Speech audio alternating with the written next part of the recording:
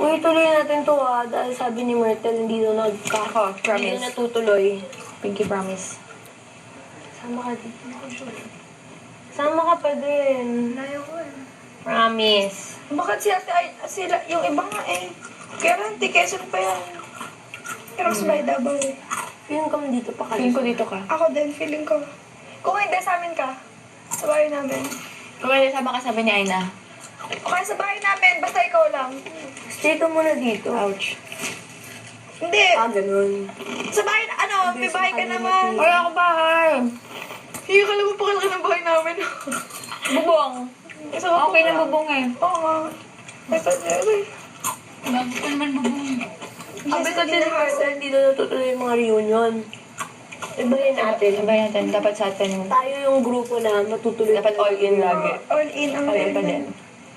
Kasi All in ang patutunayan close. natin All na in yung grupo close, natin yes. hindi nag-aaway. Napansin nga this Tutuloy ang later eh. reunion. Classmates, Kuya. kunin nyo na